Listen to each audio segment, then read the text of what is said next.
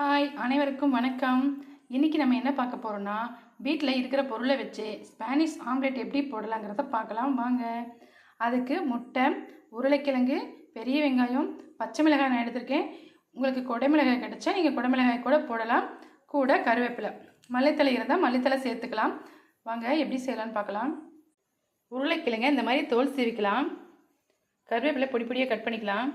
வெங்காயத்தை பொடி பொடியாக கட் பண்ணிக்கலாம். உருளைக்கிழங்க துருவி எடுத்துக்கலாம். உருளைக்கிழங்க துருவி எடுத்தாச்சு. இதை நம்ம தண்ணியில் லைட்டாக அலசி எடுத்துக்க போகிறோம். புளிஞ்சு வெங்காயம், பச்சை மிளகாய் எல்லாம் வெட்டி எடுத்தாச்சு. நம்ம அலசிட்டு நல்லா புளிஞ்சு எடுத்துக்கலாம். இதை ஏன் அலசுகிறோம் அப்படின்னா, இந்த காயில் நம்ம என்னதான் தோல் சீவினாலும் லைட்டாக மண் வாசம் மாதிரி வரும். அதுக்காக தான் இதை நம்ம புளிஞ்சு எடுக்கிறோம், அலசி எடுக்கிறோம். நல்லா புளிஞ்சு எடுத்தாச்சு. இப்போ இதை என்ன செய்ய போகிறோம்னா,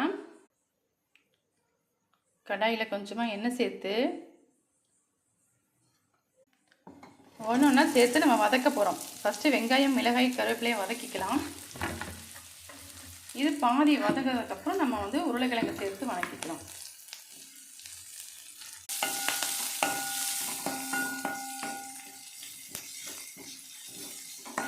இப்போது இது பாதி வதங்கிடுச்சு. இது கூட நம்ம உருளைக்கிழங்கையும் சேர்த்துக்கலாம்.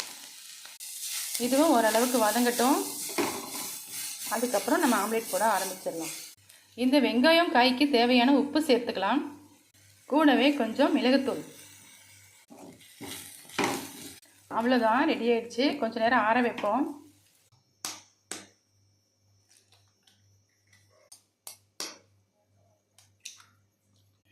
இந்த முட்டைக்கு தேவையான உப்பு நம்ம வதக்கினேன். 5 முட்டையை நான் 2 ஆம்லேட்டாக போட போகிறேன். எந்த அளவுக்கு அடித்து ஊற்றுறோமோ அந்த அளவுக்கு நல்லா புஸ் புஸ்ஸு நல்லா வருங்க. அழகா பன்னு மாதிரி சூப்பராக வரும். பெப்பர் உள்ளே நம்ம பெப்பர் போட்டிருக்கோம், இருந்தாலும் மேலே லைட்டாக தூவிக்கலாம். அழகாக ஆலைங்காமல் திருவி போட்டலாம். அவ்வளோதான். நல்லா புசு புசுன்னு உப்பி வருது பாருங்கள். ரெடி, சூப்பராக ரெடி ஆயிடுச்சு.